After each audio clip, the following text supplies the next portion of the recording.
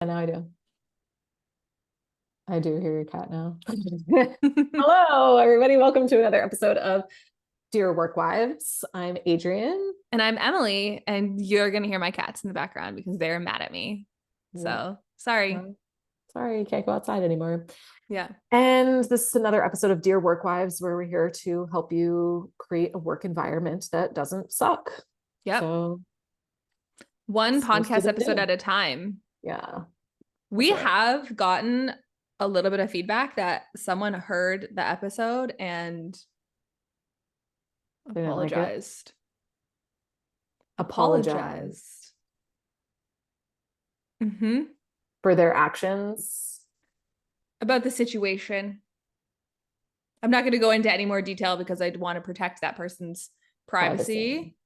But I'm just saying what it's you're working. saying is we're doing good in the world. Maybe. I hope so. People are hearing I think sometimes all it takes is hearing the situation in a different circumstance, like maybe sometimes like, oh, I didn't mean for it to be like that. Yeah. Yeah. So well, that's good. Yeah. So thank you all for writing in. Thank you for sharing stories, because it does make a difference, right? Yeah. So keep doing it. Okay, you can go to dearworkwives.com, send us some stories, because y'all are on a summer break. I know. Summer lull or something. I know, but Reddit will always come through for us. And as we said, you can't stop us. No, we're going to keep going. We will keep talking. If you thought just by not sending us a story that we were going to go off air, you were wrong. You're sorely mistaken. You've clearly never met either of us. So you might as well just send us your story, because at least we'll answer your question, not some rando on the internet. Yeah. Yeah, I'm excited for people to hear that, feel called out, and submit their stories. Okay. But Reddit always comes through. It is a gold mine of toxicity. So gold mine of toxicity. I have to be very careful when I'm on Reddit not to fall into the trap of being toxic myself. Yeah, I never really fell into the Reddit rabbit hole, like the Reddit culture. But I do go on now for us to try to find stories, and I'm like, oh, I could lose years of my life here.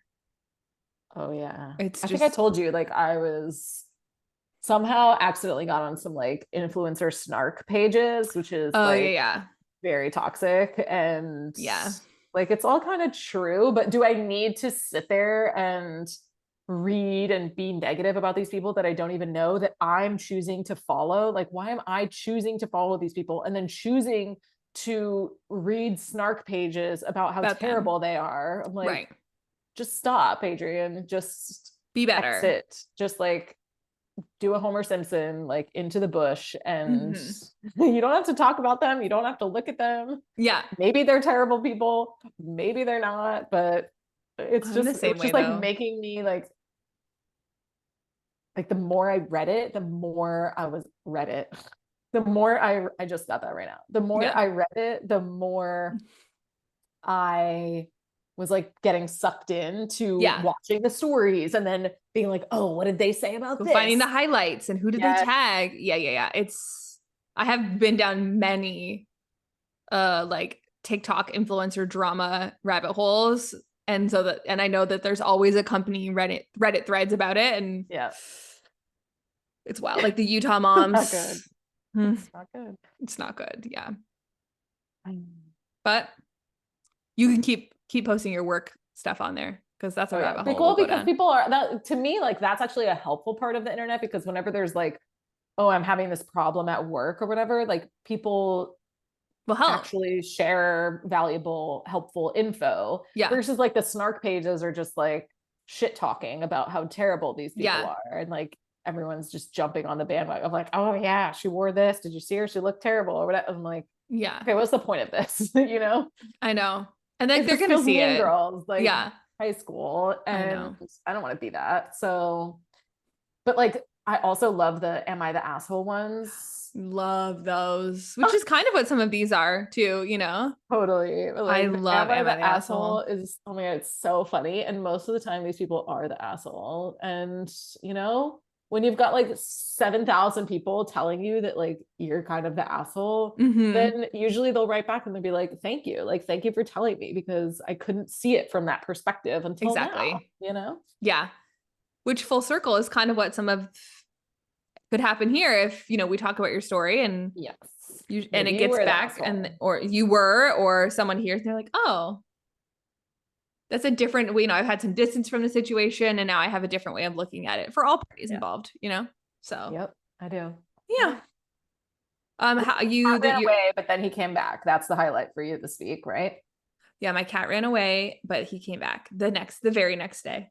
Because I prayed to the cat gods. But it was like he was gone for over 24 hours, which, you know, is a long time because that's 2 meals that he missed. Yes. So we were really worried. My husband and I both were convinced that he was a goner. Yeah. But he came back, so it was great. And now he's grounded and never allowed outside again. We used to be pretty chill. Like, we obviously don't want them to go outside, but if they sneak out when because our kids are in and out all day long in the summer. Yeah. If they get out, then fine. Like, I'm not gonna chase them under a car. Like, it is what it is. Yeah, they come back. You know, you especially around like meal times and stuff. But I never really had a cat that went outside. So I only had one cat in my life when I was like in high school, and we never let it outside. So I don't really understand the concept of like they go outside and then they just come right back. But it's really weird if you think about it, that like I would be so annoyed if someone's dog was just roaming the backyards of the neighborhoods. But like a cat, whatever. It doesn't bother me. There's like a lot of cats, you know, like people like they roam. We have 3 cats and one of them will like step a paw outside and be like, it's too outside out here. And he'll go right back inside. But the other 2 love it. So interesting. Yeah. So that was my weekend. I mean, I feel like you had a much bigger and more exciting time than I did. Well, I was just gone all last week at Disney, and that was exhausting, but delightful and magical. It was very hot as expected, but we knew that. You just know you're going to sweat all day. Yeah. But the girls had a good time. We had a good time. We came back on a Friday, which was a rookie parenting mistake. Right. Because then you had the whole weekend to deal. Like, I needed someone to come take these children so that I could like take a nap or unpack my bag, and no one did. So yeah, I would try to come back on Saturday so that you have Sunday to reset for the week. But my kids are also too young to like, I feel like refresh. Like, they just want to be on me all the time still, you know? Yeah. Like, I can't be like, go play on the Switch for 2 hours while I unpack all the bags. Yeah. No, they're too young for that still. So it's like, I needed to come back on a Saturday or Sunday so that take Monday off as well. And then take Monday off. Yeah. Yeah. My 100%. friend, I texted one of my local mom friends and she was like, oh, that's a mistake. She's like, you always got to take a day off of work too, like to buffer when you get back, to get things done and reorganized. And that's true. I learned that. So I won't be making that mistake again, you know? Totally. But it was great. And Kate got her ice cream. She got her ice cream. She got to ride a lot of roller coasters. That girl is like such a little thrill seeker as it relates to roller coasters. It's wild to me because yesterday she was outside and she saw 2 ants on the stairs, and you literally would have thought that the boogeyman jumped out and scared her because the tourist stickers from the calendar. Oh my God. She screamed so loud that she was like physically shaking. Yeah.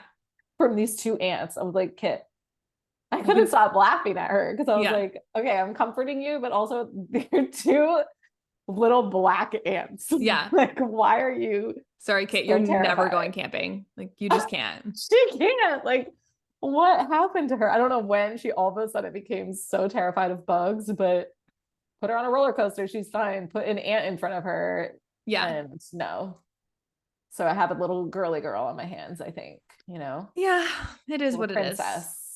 She may outgrow it. She might not. Hopefully she'll outgrow her fear of ants and at least just keep it at like bees or something, you know? I was like, you know, Mom, because I was so like outdoorsy and like animals my whole growing up. Like I was dirty. I was like playing with frogs and lizards and whatever. Like I was that kid. So it just like pains my heart a little to think that she doesn't want to like play in the dirt and find bugs and frogs. I'm like, come on, I'll pick up this ant and show you. And she's like, no. Wild. It's like, this Coco ant is way more scared of you. Oh my gosh, I know, right? It's like, you're like a million times bigger than this ant.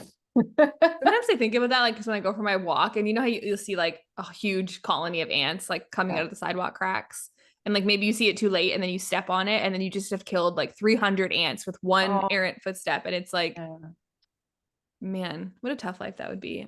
Yeah. Also, what a rabbit hole we just went down. Holy, we're talking about ants right now. How you accidentally stepped on some ants on your walk. Yeah, I did it this morning. That's why it's so fresh. But Disney was a win. It was a win. Yeah. Yeah. She got her ice cream. She went on Slinky Dog. And Mine Train and Test Track. She went on a lot of roller coasters. Yeah. And she got to meet Mickey Mouse, Minnie Mouse, and a bunch of princesses. So it's a win across the board. Yeah. What was your favorite of the like premium rides at each park? You know, there's like Rise of the Resistance. Yeah. Avatar. Of all Guardians. Of the rides. We also rode Tron, which I don't think you got a chance. You got to go on Tron. Oh. Yeah. It was really good. So I'll rank them. I would say Guardians of the Galaxy #1. Okay, good. Thank God we can stay friends. Yeah. Like, no spoilers for anyone who hasn't been. Like, it's so good. Yeah. Not knowing what you're about to experience. Yeah. It's just the most fun roller coaster I've ever been on. Yeah. Tron, I would say it was #2 of all of the rides that I went on. Slinky Dog was actually really fun. Did you ride Slinky Dog? Yeah, we did. Yeah, it's fun. I think my kids wanted like a bigger ride, so they were kind of a bit like, and it had such a long wait, and like we had to plan our whole day around getting the lightning lane for it, and so it was kind of just like but we did enjoy it. It. Yeah, pretty good roller coaster. Yeah. Tower of Terror, always kind of so fun. Good. Classic. We love it. We love Tower of Terror. Yeah. Classic. I kind of forgot what was about to happen. I haven't been on it in probably 15 years. So yeah. It was great. I didn't do Aerosmith or Rise of the Resistance because I was with the kids. The babies. Boo. I was with the babies at the Frozen show. Ugh. And Coco was acting a fool at the Frozen show. Kit was being so good. And I was like, Coco, you're going to get us kicked out of here. And your sister needs to see this. So. Yeah. And it's too hot for me to walk around outside right now. So please. You did Avatar though, right? Again? But you did it last time. I did it last time too. And it's good. I would say that's maybe my third, right? So I'll get Guardians of the Galaxy, Tron, yeah, Avatar, yeah. I think if you're a Star Wars fan, then Rise would be up there too, just because it's so cool. But if you're not, it's like whatever. Yeah. Avatar is the ride that ate my magic band. It ate your magic band? Yeah, like if my magic band fell off and then it like went down in between the seats all the way to the bottom, and then people were like, you're never getting that back. Like, oh my god, we have to stop the whole ride. Like the engineer, like it's just not possible. But I did get it back. Oh yeah. They like mailed it to me though. Wow, it happens all the time apparently. Like I was like, this is a custom magic band. Like I had my name on it. Like I really want it back, and so they found it. Oh, that's amazing. Yeah, but it was on my last day, and I was like, are you kidding me? But like, nice customer experience too for them to like mail it back to you. Mail it back to me in Canada. I know. I was like, thanks, Disney. Wow, versus just like throwing it in the trash. Yeah. Yeah. So it was a great trip. Great. I'm glad you had a great time. Thank you. I suppose. Yeah. I'm like, if you're gonna go without me, I'm glad you had fun, but fine. Whatever. Well, should we dive in? Let's do it. We got advice to give. Jinx, you owe me a Coke. Do you say that? Yes. Okay. All right. First story. I gave my 2 weeks and my boss is now asking me to create my own exit plan. Do I have to? I gave my 2 week notice at work. And because I'm the only person on the team actually working, my boss now wants me to write down everything I do and everyone I know and all the bills that I pay that are on my corporate card. I'm already training the temp, and all the info he wants are in manuals and databases I created. Do I have to write down every single vendor and contact I have, as well as each and every bill I pay and expense? I'm already halfway out the door. I think this might be one of the rare times where she is the asshole. I'm kind of like, you gave your 2 weeks notice, like, and this is what they're asking you to do on those 2 weeks. Paid right now. Yeah. Yeah. And like, yes, like, I gotta be honest with you, girly, like all that stuff should have already been documented. So it shouldn't be, you should have a system, an SOP in place for all this stuff already. So if you don't, then get to type in. On you. Yeah. Yeah. I agree.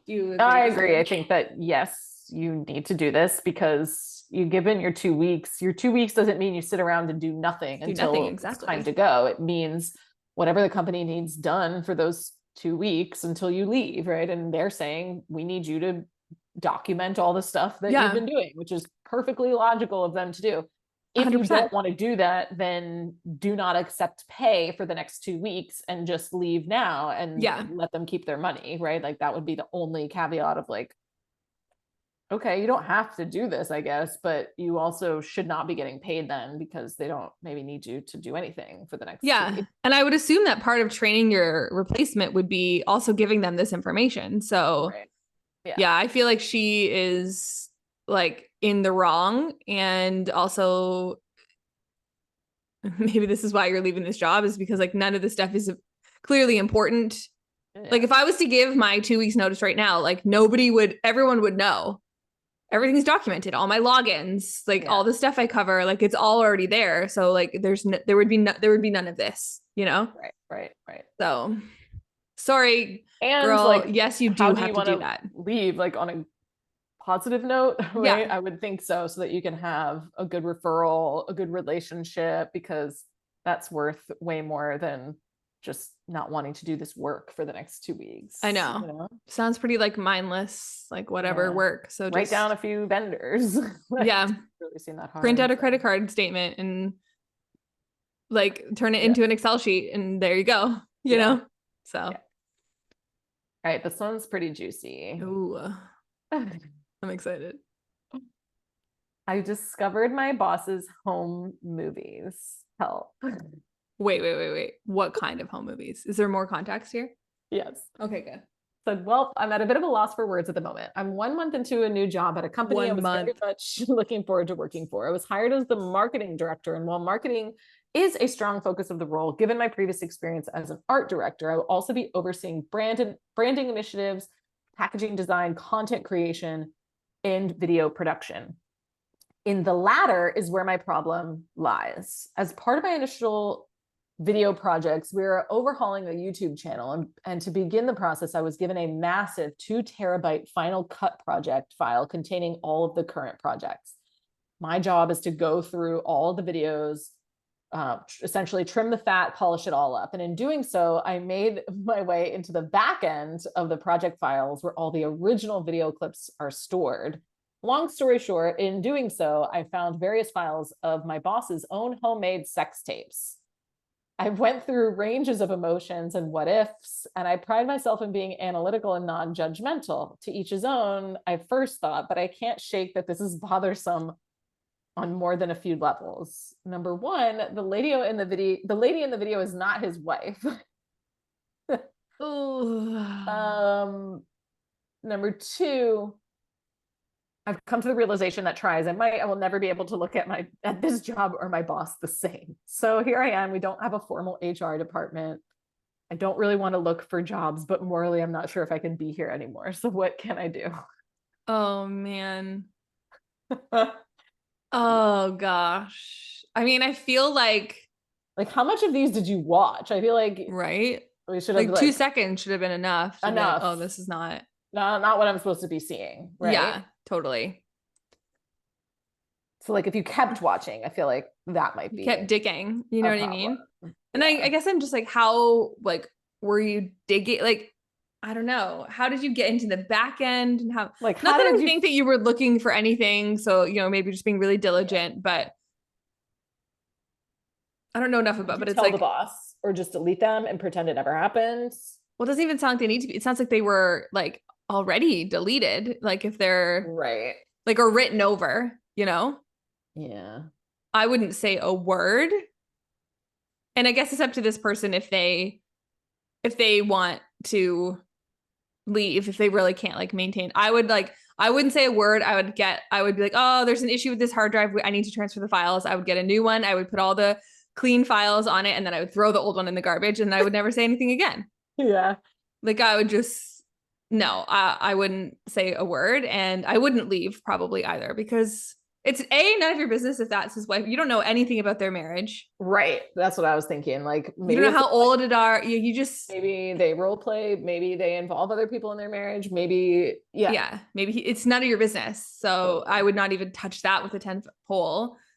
Yeah. I would just it never happened. Yeah, we need like one of those memory erasers. Yeah, like from Men in Black. Yeah. What about you? Yeah, I think same. Like I obviously am not touching anything related to my boss's marriage or bringing that up. It's none of my business. Whatever. I think it would be hard to continue working with someone that you've like now seen having sex, like because you're just gonna visualize it all the time probably. So the memory eraser would come in handy there, but sounds like something you weren't supposed to find, right? And you probably shouldn't have like kept opening more if you yeah, like I don't feel like this is an HR issue. It's not like your boss gave you like a hard drive, wanted you to find them or and something. It's like sex tape 1, sex tape 2, marketing files. You know what I mean? Yeah. Like then I would be like straight to HR. It's like a big accident that those were on there. Yeah, I mean, I could see not being able to work for them like ongoing, but also I wouldn't just like up and quit. I'd be like, okay, I need to like find something else, and that might take time because it's not that big of a deal, really. Yeah. I mean, it's awkward, but it's only awkward for you. Yeah, totally. So, yeah. Oh my God, that's like maybe get some hypnotherapy to like erase the memory. Erase it. Yeah. That's awful though. Oh my gosh. But yeah, there's nothing actionable that you can do, or there's nothing that this boss necessarily did wrong either, unless there's some reason that like I don't know why those clips were on that tape to begin with. Like that's kind of weird. Like why were those on like a work tape? Yeah. Or how did that tape become a work tape if it didn't used to be a work tape? Yeah. So that's a little fishy. Just maybe just negligence by the boss at some point. But this is the just reminder not to videotape yourself, Yeah, don't use your work things for anything personal. Yeah. Okay, here's our last one for today. My coworker wants to borrow money for a wedding. I'm 25 and I just started my first job in February. My coworker, who is 58, male, she's a 25 female, has pointed out my watch, my car, and clothing multiple times, but I just chuckled and tried not to let it get to my head. Yesterday, he wrote a letter requesting a loan and gave it out to a lot of coworkers. Understandably, everyone was uncomfortable and shuffled back. He specifically asked me to pitch in a bigger share. It's his son's wedding in September, so he says he needs the money, but he makes 3 times what I make, and he has 3 adult children. Meanwhile, I'm basically supporting 2 younger siblings and my mom in my salary. How do I say no to him? I'm cringing so hard because I know he will point at my stuff and go and say something like, oh, you can afford it. I was wondering if I say I'm saving money for the little one's college funds. First of all, the audacity. You don't have to like say anything. You don't have to defend yourself at all. The audacity of this person to ask you for money to pay for his son's wedding. Like this cannot even be real. This is so ludicrous. I cannot believe it's real. Go to the bank. Like to ask your coworkers, especially like you already know that he makes 3 times what you make, and he's asking you for money for one of his kids' weddings, one of his adult children who, if they don't have the money, they should pay for it themselves. Right?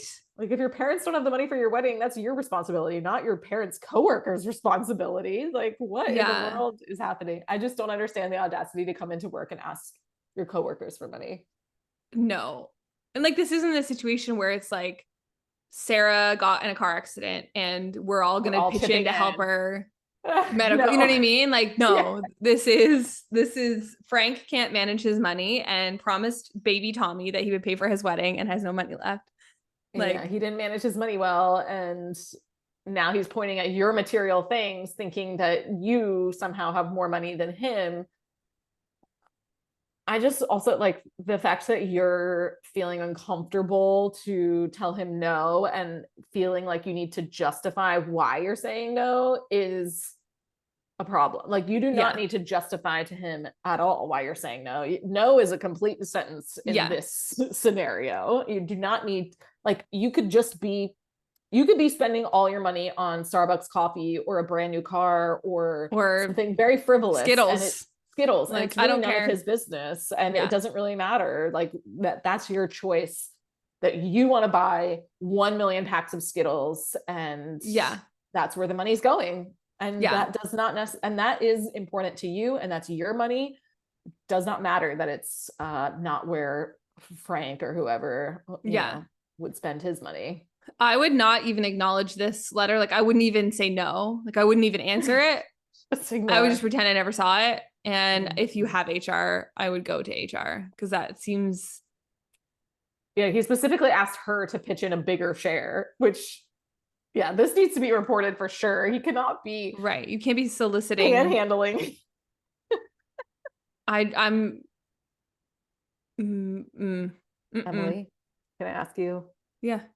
For some money? Oh, I mean, no. But Kit wants to get married someday. Oh, but Kit wants to go to Disney World. Kit wants to go to Disney World.